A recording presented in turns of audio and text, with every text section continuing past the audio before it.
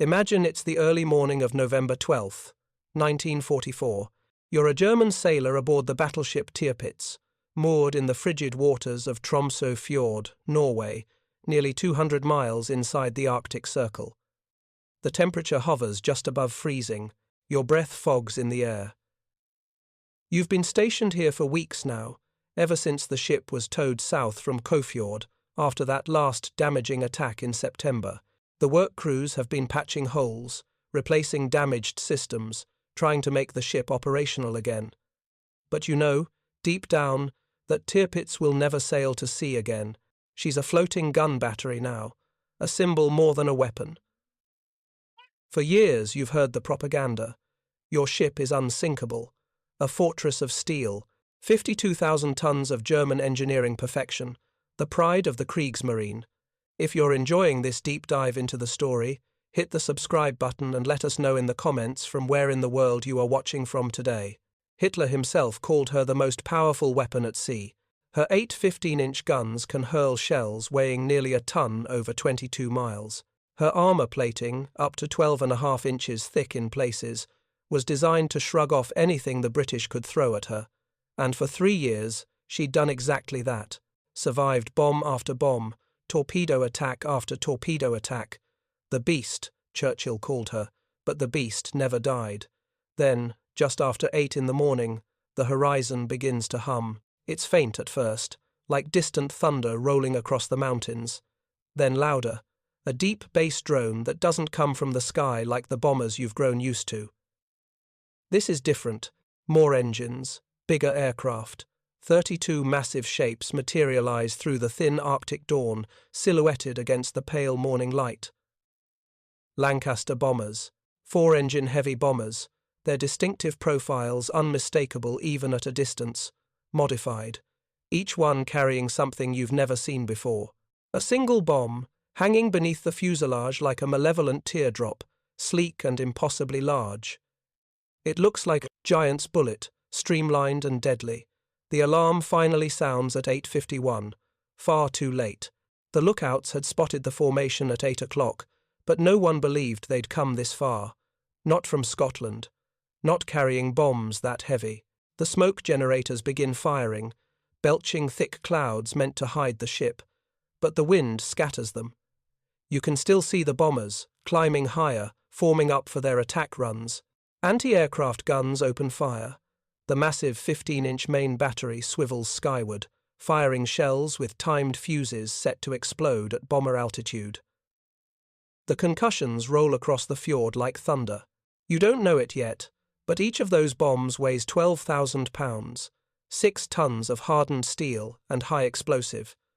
Not designed to simply explode on impact, but to penetrate deep before detonating.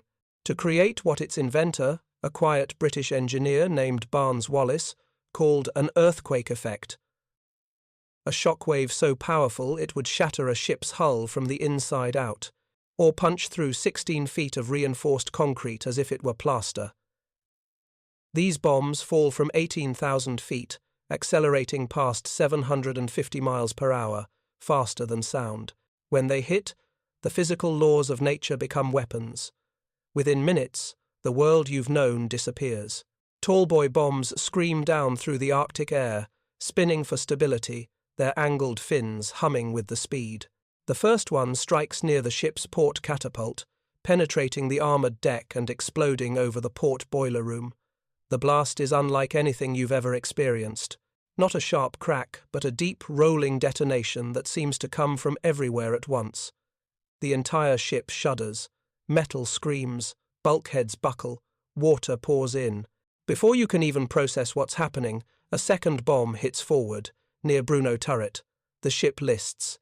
15 degrees, then 20, then more. The lights flicker and die. Emergency lighting casts everything in a hellish red glow. Men are screaming, orders are being shouted, but it's already too late. 11 minutes. That's all it takes.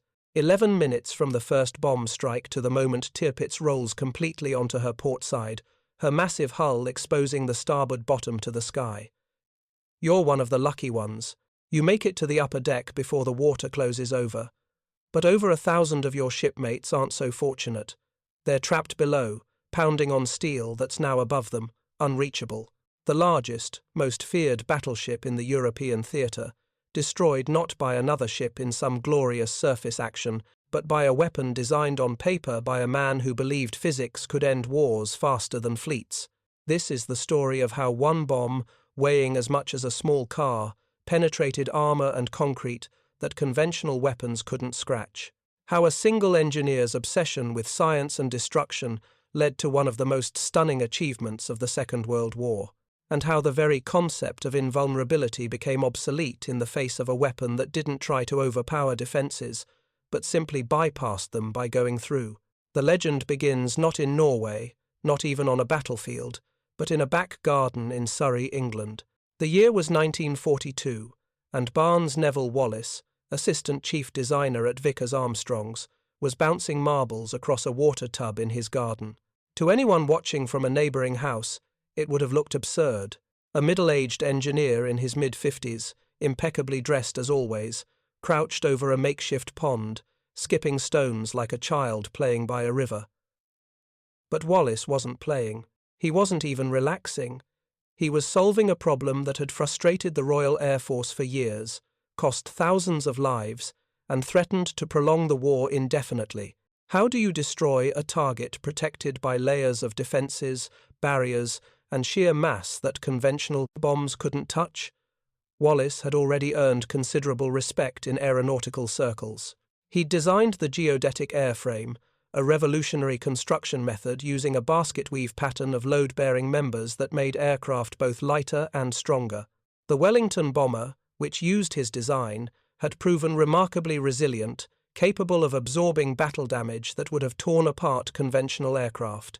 Pilots told stories of Wellingtons returning from missions with huge holes in their fuselages, entire sections of skin blown away, yet still flying because the geodetic structure maintained its integrity. But by 1942, Britain was losing the war of attrition. Germany's industrial heartland, the Ruhr Valley, was churning out steel, ammunition, and machinery at terrifying rates. Every day, factories produced tanks, aircraft, submarines. Every night, those weapons moved toward the front lines, and much of that production depended on water. Massive dams held back reservoirs that not only generated hydroelectric power for the factories, but also supplied water for the steel-making process. It takes 150 tons of water to make 1 ton of steel. Wallace had done the calculations. If you could destroy those dams, you could cripple steel production. And if you crippled steel production, you could shorten the war, maybe save thousands, even hundreds of thousands of lives. The Allies had tried to bomb these dams, multiple times. They'd failed, every time. The structures were too thick. Reinforced concrete walls over 100 feet tall and more than 100 feet thick at the base. Too well protected. Torpedo nets stretched across the water surface, preventing any low-level attack. Anti-aircraft guns ringed the perimeters, making precision bombing runs suicidal. And even if a bomber managed to drop a payload directly on target, conventional explosives simply couldn't crack reinforced concrete designed to hold back millions of tons of water pressure. The bombs would explode on the surface, creating spectacular pyrotechnics, but doing virtually no damage to the structure beneath. Wallace believed he had the answer. Not a bigger bomb in the traditional sense, but a smarter one. His concept was radical, bordering on what many considered fantasy. A bomb that would skip across water like a stone, bypass the torpedo nets entirely, strike the dam wall, and then sink before detonating. The explosion, occurring deep underwater and in direct contact with the structure, would transmit a shockwave through the masonry with devastating effect. It was physics, not brute force, that would win this battle. Water is essentially incompressible. An explosion underwater creates a pressure wave that travels through the water and into any structure it contacts, with far more force than an explosion in air. His idea was met with profound skepticism. The Air Ministry dismissed it as impractical, impossible even. Arthur Harris, head of Bomber Command, called it a madcap scheme, a waste of resources that could be better spent on conventional bombing operations. Why would you dedicate aircraft, crews, and precious time to developing some fantastical weapon when you could simply send more bombers with more bombs? But Wallace persisted. He was nothing if not stubborn. He refined his calculations. He tested prototypes on beaches and reservoirs. He wrote papers filled with equations and diagrams. He lobbied anyone who would listen, from junior ministry officials to senior air marshals. He even built models and conducted experiments at the National Physical Laboratory's water tank at Teddington. Eventually, his persistence paid off. In February 1943, Air Chief Marshal Charles Portal saw footage of Wallace's tests at Chesil Beach, where a cylindrical prototype had bounced across the water multiple times before sinking near a target. The film was grainy, silent, but compelling. Portal was convinced. He overruled Harris. A new squadron would be formed specifically for this mission. A team of the best pilots, navigators, bomb aimers, and gunners the RAF could assemble. Hand-picked volunteers, the best of the best. Thus was born 617 Squadron, initially called Squadron X because the formation happened so quickly that the official RAF naming process couldn't keep up. They would fly modified Avro Lancaster bombers carrying Wallace's bouncing bomb, officially designated Upkeep, but quickly nicknamed the Bouncing Bomb by crews who saw it tested. The modifications to the Lancaster were extensive. The bomb bay doors were completely removed and replaced with fairings to accommodate the huge cylindrical weapon. A belt-driven motor was installed to spin the bomb backwards at 500 revolutions per minute before release, giving it the backspin necessary to bounce and then walk down the face of the dam after it struck. 2 spotlights were mounted on the aircraft, one forward and one aft, angled so their beams would converge at exactly 60 feet of altitude, the precise height needed for the weapon to work.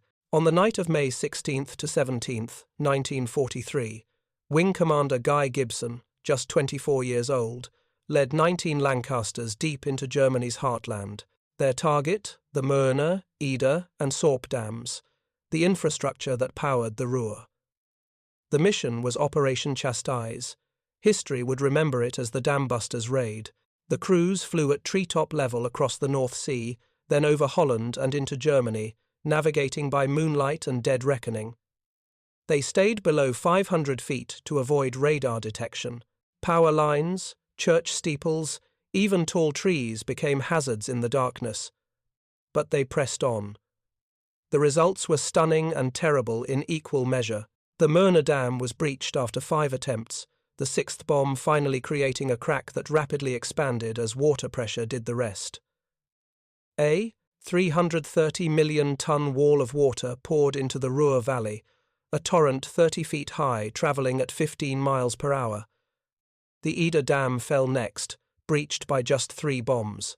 Factories flooded, mines filled with water, bridges collapsed, roads were washed away. Steel production in the Ruhr dropped to a quarter of its pre-raid level. For a brief, shining moment, it seemed Wallace's theory had been vindicated. Physics could indeed change the course of war, but the cost was brutal. 8 of the 19 aircraft never returned. 53 aircrewmen died. Young men, most in their early 20s, blown apart by flak or drowned when their aircraft crashed into the sea or German countryside. For Wallace, the success was almost completely blotted out by the sense of loss. He wrote later that the deaths of those wonderful young lives haunted him. He attended memorial services. He wrote to families. The weight of having created a weapon that required such extraordinary courage to deliver and such terrible sacrifice never left him. Yet the raid proved something fundamental. Given the right weapon, dropped with precision by skilled and brave crews, even the most impregnable defences could be shattered. The myth of invulnerability had been broken. But Wallace wasn't satisfied. The bouncing bomb was ingenious for its specific purpose, but it was limited. It could only be used against water-based structures, dams, possibly ships at anchor behind torpedo nets, and it required perfect conditions, perfect altitude, measured to within 5 feet, perfect speed, exactly 232 miles per hour, perfect distance from the target. Too many variables, too many ways for the mission to fail. What the war needed, Wallace believed, was something more versatile, something that could penetrate not just concrete behind water, but earth itself. Something that could be used against bunkers buried deep underground, against viaducts built into mountainsides, against fortifications that no conventional weapon could touch. Something that would create an earthquake inside the target, collapsing it from within rather than trying to blast through from the outside. In 1941, 2 years before the Dambusters raid, Wallace had written a paper titled A Note on a Method of Attacking the Axis Powers. In it, he proposed a revolutionary concept that seemed to come straight from science fiction. Instead of exploding on the surface, a bomb should penetrate deep into the ground or structure and detonate below the target. Far below. The resulting shockwave would travel through solid material, through earth and rock and concrete, far more effectively than through air. Physics again. Sound travels faster and with more energy through solids than through gases. An explosion underground transmits forces that can collapse foundations, buckle steel supports, and shatter concrete from within, like an earthquake. The idea wasn't entirely new. Miners had long known that underground explosions caused far more damage than surface blasts. That's why dynamite planted in drilled holes was so much more effective than simply exploding charges on the surface. But no one had applied this principle to aerial warfare. Bombers dropped their weapons from above. The bombs fell, hit the ground or target, and exploded. That was the paradigm, always had been. Wallace envisioned something different.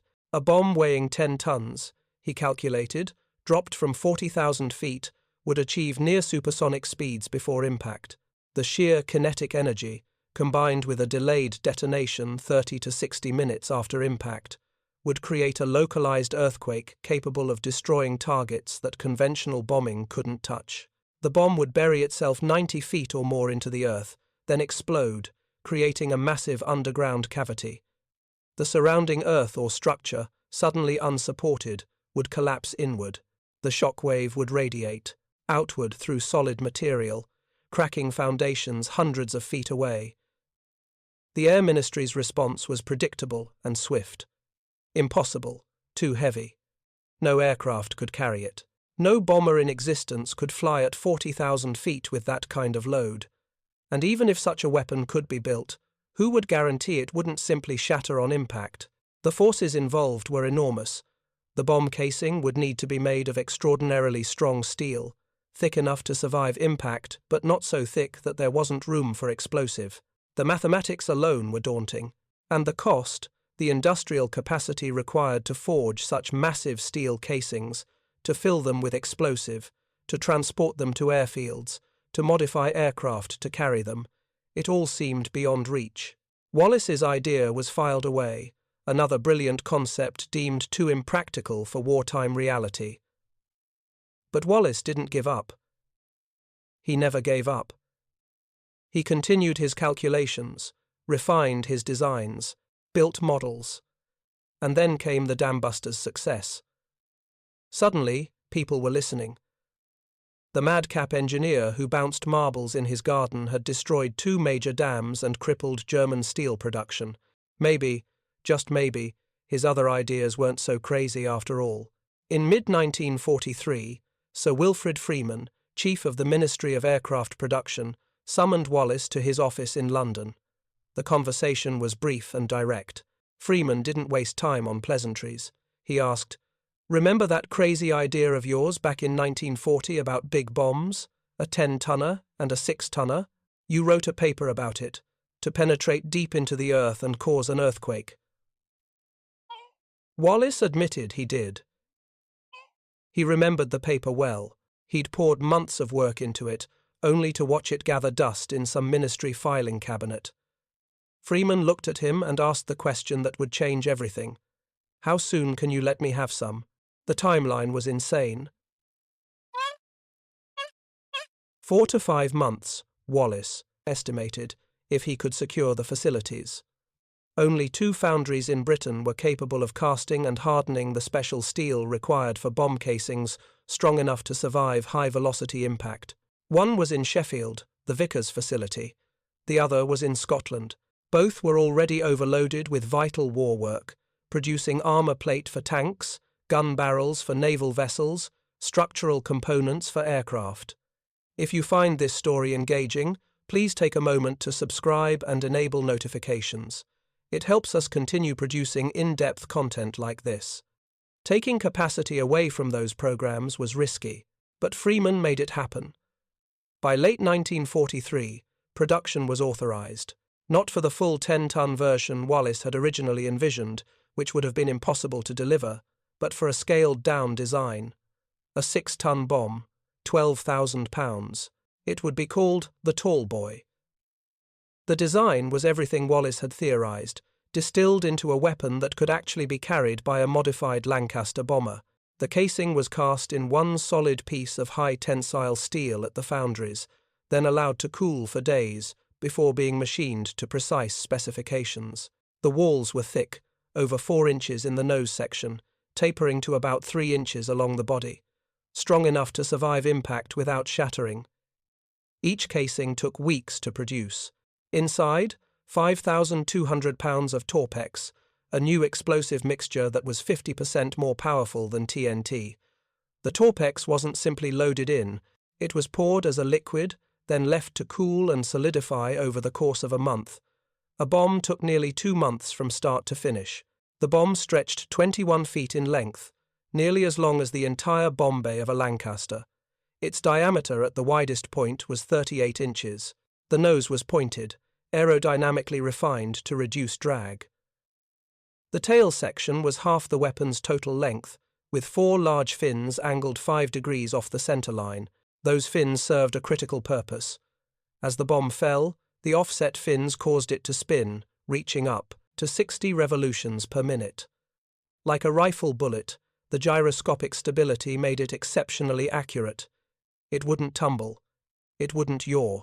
It would fall true, spinning and accelerating, until it struck with the force of a meteor. The specifications were precise and unforgiving. Drop altitude, 18,000 feet. Any lower and the bomb wouldn't reach its terminal velocity. Any higher and the aircraft couldn't carry it. Forward speed, 170 miles per hour. Upon release, the Tallboy would separate from the aircraft and begin accelerating immediately. Within 37 seconds, falling through thin air at high altitude, it would reach terminal velocities approaching 750 miles per hour. Just shy of the speed of sound. The Mark I version of sound in sea-level air is 761 miles per hour. At 18,000 feet, where the air is thinner and colder, the speed of sound is lower, around 660 miles per hour. The Tallboy was going supersonic. At that speed, with that mass, the bomb could penetrate 16 feet of reinforced concrete on impact alone before the detonation even occurred, or 90 feet into solid earth if it hit softer ground. The impact crater from a single Tallboy would measure 80 feet deep and 100 feet across. But the real damage came from the detonation. The bomb was fitted with 3 separate inertia fuses, designed to trigger 30 seconds to 30 minutes after impact, depending on the mission requirements. For hard targets like bunkers, a short delay. For softer targets where you wanted maximum underground penetration, a longer delay. The theory was elegant in its violence. The execution, terrifying. When the Tallboy struck and penetrated deep, then detonated, it created a massive underground cavity called a camouflet in mining terminology. The surrounding earth or structure, suddenly unsupported by what had been solid material just microseconds before, would collapse inward. Foundations would shift, concrete would crack, steel reinforcement would bend and buckle. The shockwave transmitted through solid material with far greater force than any surface explosion could achieve. Buildings would literally shake themselves apart from within. Wallace called it the earthquake effect. The Germans, once they experienced it, would have no name for the terror it inspired, only the recognition that nowhere was safe anymore. Not underground bunkers, not reinforced submarine pens, not railway tunnels carved through mountains. Nothing. By early 1944, the first Tallboys were ready. 617 Squadron, the same unit that had breached the Ruhr dams, was equipped and trained with the new weapon. The squadron had been retained after the dambusters raid specifically for special operations requiring extreme precision. They were given new Lancasters, specially modified to carry the Tallboy. The bomb bay doors were bulged outward to accommodate the weapon's size. Mid-upper gun turrets were removed to save weight. Even cockpit armor plating was stripped out. Every ounce mattered when you were carrying 12,000 pounds of bomb, and they were given a new bomb sight. The Stabilizing Automatic Bomb Sight, or SABS. This wasn't your standard Mark 14 computing bomb sight used by most of Bomber Command. The SABS was hand-built, only produced in small numbers, and only 617 Squadron had them. The system was revolutionary.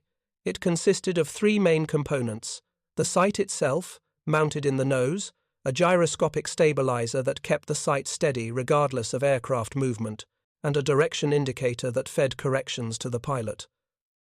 The bomb aimer would set height, ground speed, wind speed, air temperature, and bomb weight into the sight. The SABS would then calculate the trajectory continuously, automatically adjusting as conditions changed. When the target came into the crosshairs, 2 points on the bomb sight would converge, and the bomb would release automatically. The crews were instructed to destroy the SABS if their aircraft was going down over enemy territory. The Germans must never get their hands on this technology. The accuracy was unprecedented. In training, 617 Squadron was achieving drops within 100 yards of the target from 15,000 feet. By early 1945, after months of practice, they were consistently placing bombs within 80 yards from 20,000 feet. To put that in perspective, standard Bomber Command accuracy with the Mark 14 sight was considered good if you could hit within half a mile of the target. The SABS was an order of magnitude better, and when you're dropping a 6-ton earthquake bomb, an order of magnitude in accuracy means the difference between a near miss and complete destruction. The targets were chosen carefully by Bomber Command staff in consultation with intelligence officers. Not frontline positions where conventional bombing would suffice, not cities where area bombing was the goal, but strategic choke points, structures the Germans believed were invulnerable, targets that, if destroyed, would create cascading effects across the German war effort, railway tunnels buried under mountains that carried reinforcements to the front, submarine pens protected by roofs of reinforced concrete 20 feet thick, V-weapon sites designed to launch rockets against London, and, most ambitiously, warships. The first operational use of the Tallboy came on June 8, 1944, during the lead-up to D-Day. The Saumur railway tunnel in France was a critical choke point.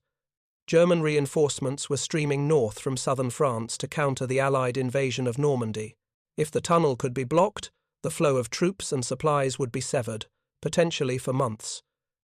19 Lancasters from 617 Squadron, each carrying a single Tallboy, flew to the target that, guided by Pathfinder Force Mosquitoes, that marked the aim point with flares. The bombs were dropped from 15,000 feet, one of them struck with such devastating force that it penetrated 60 feet of earth and rock, exploding directly inside the tunnel. The blast collapsed both ends simultaneously. Rock and debris filled the tunnel completely. The Germans tried to clear it for weeks, sending work parties with excavation equipment. They couldn't. The tunnel remained blocked for the rest of the war. Reinforcements that might have reached Normandy in time to influence the battle never arrived. One bomb, one tunnel, potentially hundreds or thousands of Allied lives saved. The shock among German engineers was immediate and profound. They'd designed that tunnel to withstand anything short of a direct artillery bombardment from the heaviest guns. The rock overburden was massive, yet a single bomb, dropped from miles away by an aircraft the defending forces never even saw clearly, had rendered it useless. Reports filtered back to Berlin, passed up through the chain of command. The installations were not designed to withstand bombs such as these. It was an admission of defeat before the battle had even begun, a recognition that the rules had changed. Next came the submarine pens. These were fortresses in the truest sense. The U-boat bases at Brest, Le Havre, Boulogne, and other French ports were protected by roofs made of reinforced concrete up to 26 feet thick. The Germans had learned early in the war that their submarines were vulnerable to bombing while in port, so they'd constructed massive concrete structures to protect them. The pens had walls up to 7 meters thick, reinforced with steel beams and multiple layers of concrete poured months apart to maximize strength. Inside these fortresses, U-boats could be serviced, loaded with torpedoes and supplies, and prepared for patrol, all while protected from anything the Allies could throw at them. Conventional bombs bounced off these roofs like pebbles off a car windshield. Even 1,000-pound bombs barely chipped the surface. Bomber Command had tried multiple times, sending hundreds of aircraft to pulverize these structures.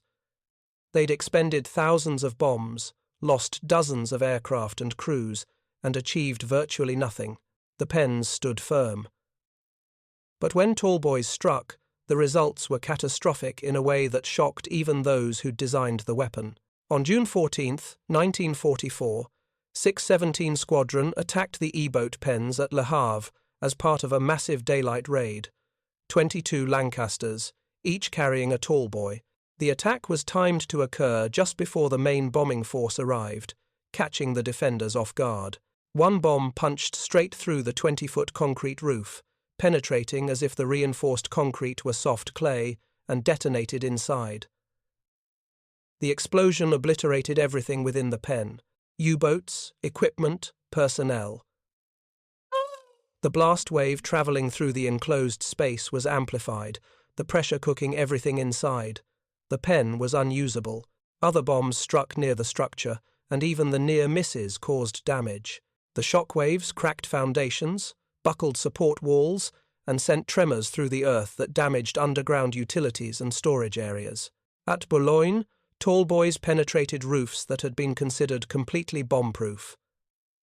At Brest, 6 direct hits collapsed sections of the massive bunker complex. The Germans tried to respond by building even thicker roofs at other sites, 8 meters, 9 meters. But that just diverted resources and labor from other critical war projects. They were playing defense against a weapon they couldn't stop. For the Kriegsmarine, the implications were terrifying and immediate. Their submarines, the one weapon still threatening Allied convoys after years of being pushed back by improved anti-submarine warfare techniques, were suddenly vulnerable, even in their most protected layers. The myth of the impregnable U-boat pen, the propaganda that had assured submariners they'd be safe when they returned to port, was shattered. Literally, morale plummeted. Crews became reluctant to return to certain ports. Some U-boats began operating out of Norway, where the pens were carved into solid rock rather than built from concrete, betting that natural fortifications would prove more resistant than man-made ones. But the most dramatic demonstration of the Tallboys' power was yet to come, and it would involve not a stationary structure carved into a hillside or a concrete bunker, but the most feared warship afloat, a vessel that had terrorized the Allies for years without ever firing its main battery at an enemy surface ship in anger. A symbol of German naval might so powerful that Winston Churchill himself had obsessed over its destruction for years, diverting enormous resources to contain it. The battleship Tirpitz. She was a monster in every quantifiable way. 251 meters from bow to stern, longer than 2.5 football fields, over 50,000 tons fully loaded with fuel, ammunition, and supplies. 8 15-inch guns, each capable of hurling an 1,800-pound armor-piercing shell over 22 miles with devastating accuracy. 12 5.9-inch secondary guns, 16 4.1-inch anti-aircraft guns, and by late 1944, 78 20mm anti-aircraft cannons studded across her superstructure. Armor plating ranged from 3 inches on the upper decks to 12.5 inches on the main belt, thick enough to stop most naval shells. A crew of 2,600 officers and men lived and worked aboard this floating fortress. Tirpitz was the sister ship to the legendary Bismarck, the battleship that had sunk HMS Hood with terrifying efficiency in May 1941. Hood had been the pride of the Royal Navy, a battle cruiser that symbolized British naval supremacy. When Bismarck's shells struck Hood's magazine, the ship exploded and sank in less than 3 minutes. Only 3 men survived from a crew of over 1,400.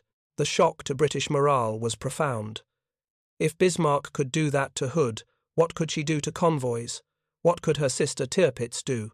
But where Bismarck had sailed into legend and destruction after one dramatic sortie that ended with her being hunted down and sunk by most of the home fleet, Tirpitz became something more insidious and strategically valuable, a fleet in being.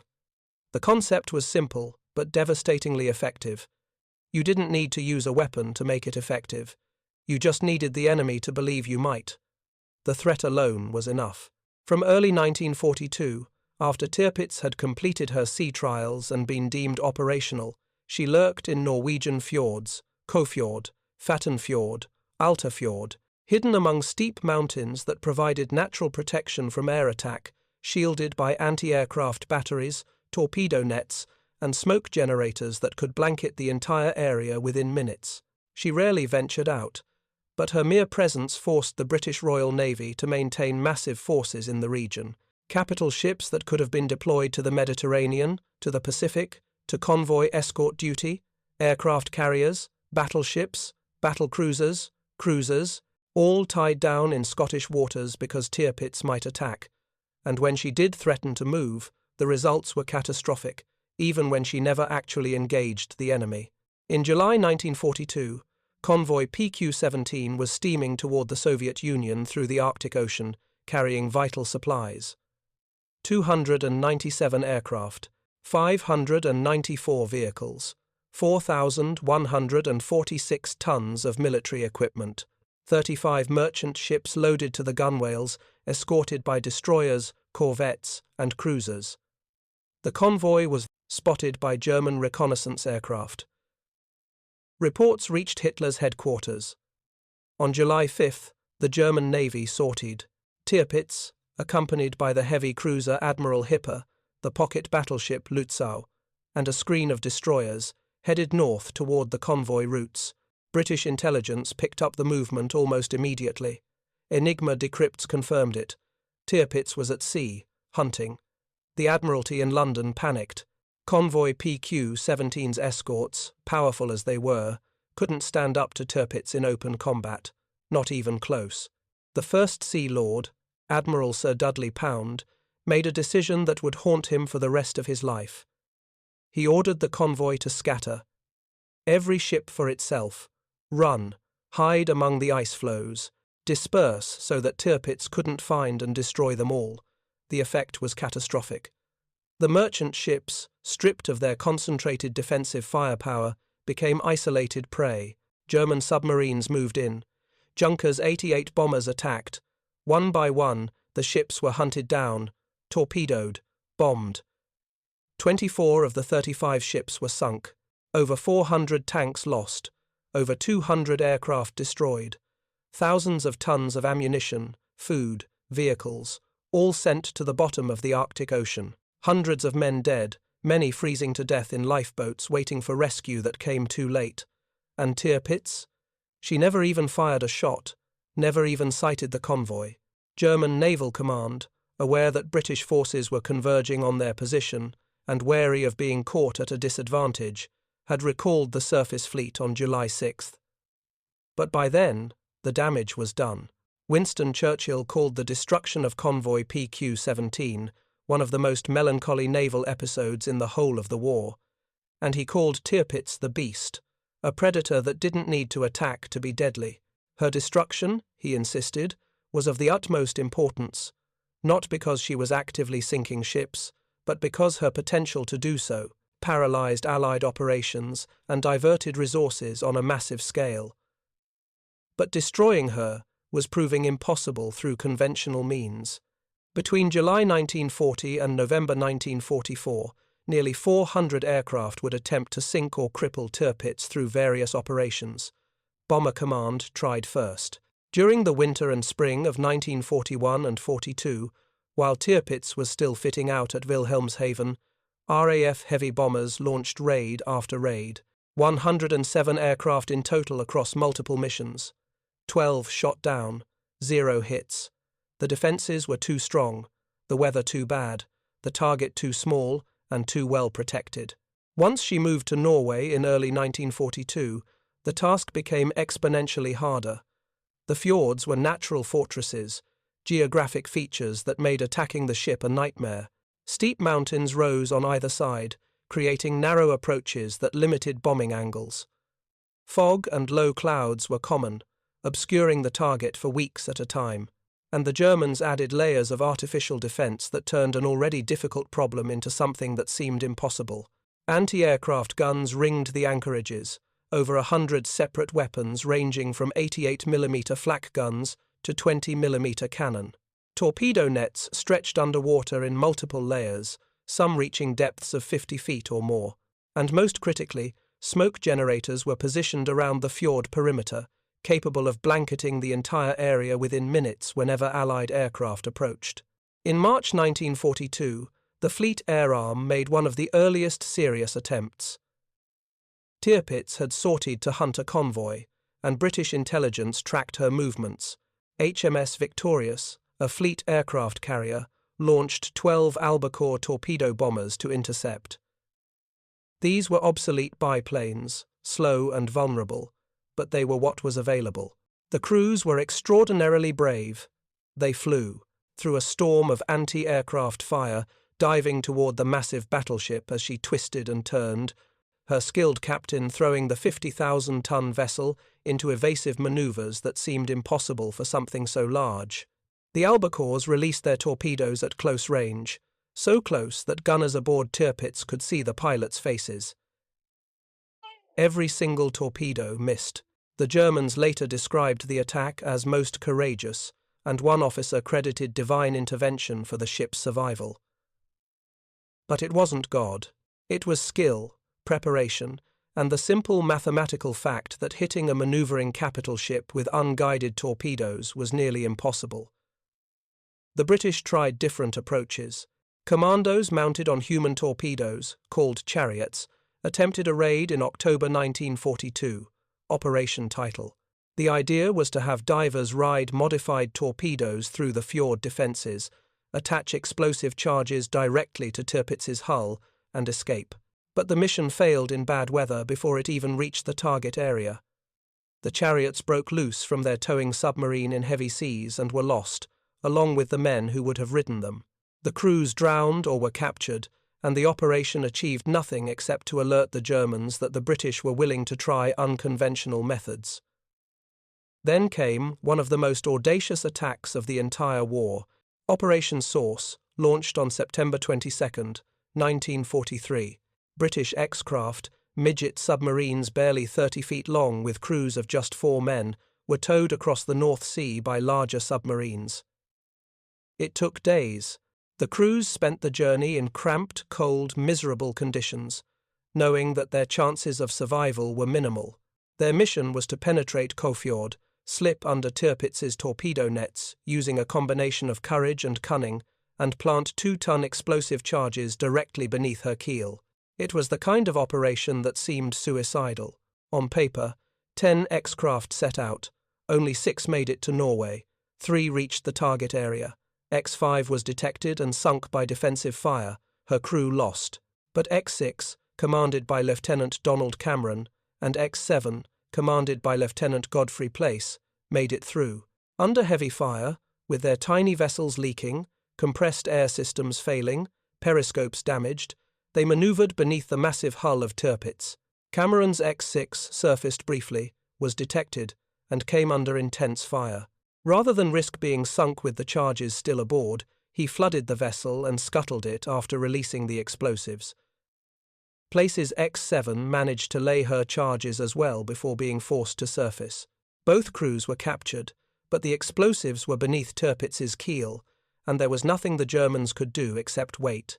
The explosions ripped an 18-meter gash along the battleship's port side, flooded multiple compartments, destroyed or damaged all the ship's generators, and threw the Dora turret, one of the massive gun turrets, completely off its bearings. There were no cranes in Norway powerful enough to lift it back into place. 40 men were wounded, 1 killed, and Tirpitz was finally, truly out of action.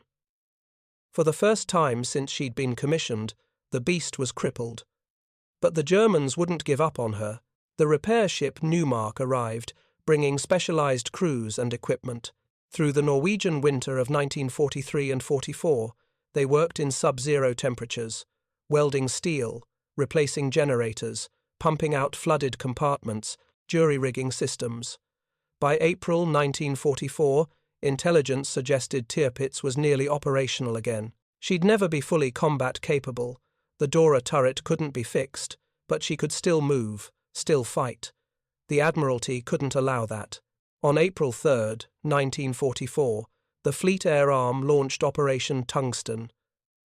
This was a major effort. 2 fleet carriers, Victorious and Furious, plus 4 escort carriers. Together they launched 40 Barracuda dive bombers armed with 5-100, 6-100, and 1,600-pound armor-piercing bombs, escorted by 40 fighters. The attack achieved complete surprise. Tirpitz was actually preparing for sea trials when the bombers arrived. The smokescreen hadn't fully deployed. 15 direct hits and 2 near misses. Fires erupted. Structural damage. Casualties. More months of repairs needed. But still, Tirpitz survived. The Germans kept patching her, kept working, kept trying to restore her to fighting condition. The British struck again and again. Operation Mascot in July. Minimal damage. Operation Goodwood. 4 separate strikes between August 22nd and 29th. Minor damage each time, but nothing decisive. The Barracuda torpedo bombers, Fleet Air Arm's primary attack aircraft, were simply too slow and too lightly armed. By the time they arrived over the target, smoke screens had covered the fjord. And their bombs, even the heaviest armor-piercing versions, weren't powerful enough to penetrate Tirpitz's thick deck armor and explode deep inside where the damage would be catastrophic. By September 1944, senior officers in the Royal Navy and RAF were frustrated beyond measure. Tirpitz had absorbed more punishment than would have sunk 3 ordinary warships. She'd survived bombs, torpedoes, even explosive charges placed directly on her hull. Yet she remained afloat, still a threat, still tying down resources the Allies desperately needed elsewhere, especially as operations in the Pacific were intensifying and every capital ship mattered. The Fleet Air Arm had done everything it could with the tools available, but their aircraft simply lacked the weight, the speed, and the precision needed to finish the job. It was time to call in Bomber Command. It was time to deploy Barnes-Wallis's most fearsome creation.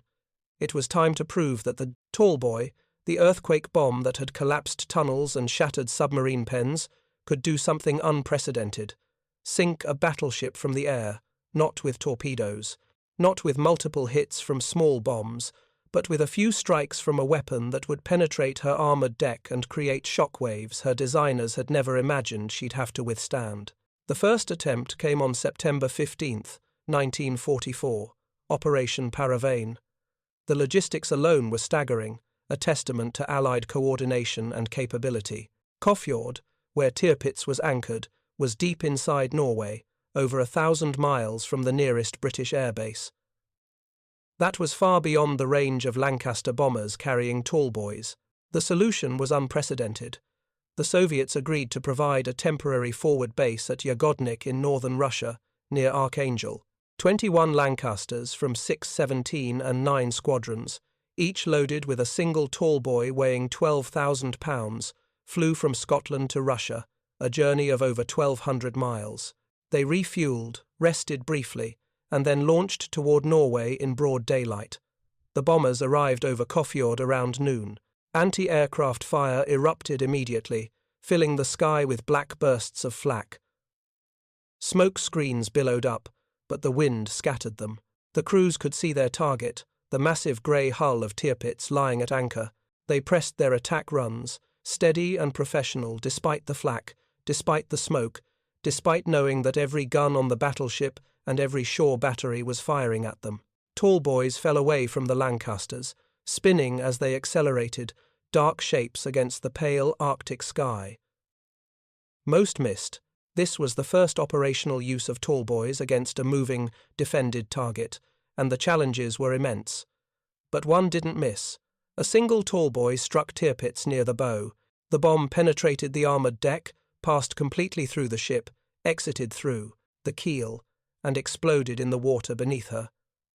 The shockwave was devastating. The blast flooded the forward compartments with 800 to 1,000 tons of water, causing the bow to sag dramatically. Fire control systems were wrecked by concussive damage. Generators failed. The ship listed. She was limited to 8 knots, barely able to move under her own power. For all practical purposes, Tirpitz was finished as a combat vessel. The German Naval Command faced a stark choice: scuttle her, denying the Allies the symbolic victory of sinking the beast, or try to salvage some utility from the crippled hull. They chose the latter. Tirpitz would be moved south to Tromsø and converted into a floating artillery battery, a static gun platform to defend against any Allied attempt to invade northern Norway. It was a humiliating end for what had been the pride of the fleet, but it was better than total loss. In mid-October 1944, Tirpitz was towed to a shallow anchorage near Hokkøya Island, just outside Tromsø. The Germans built up the seabed beneath her hull with sandbags and rock, creating an artificial platform. If she was hit again and started to sink, they reasoned, she'd simply settle onto this platform and remain operational as a gun battery. Anti-aircraft ships took up positions nearby.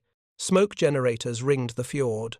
The poorly trained pilots of Jagerschwader 5, the Luftwaffe fighter unit in Norway, stood ready to intercept bombers. But Tromsø changed everything for the RAF. Unlike Kåfjord, which had required the long detour to Russia, Tromsø was just barely within range of Lancasters flying from northern Scotland. It would require every drop of fuel, stripped-down aircraft, and perfect navigation, but it was possible. The beast was finally within reach. Thank you for watching. For more detailed historical breakdowns, check out the other videos on your screen now, and don't forget to subscribe.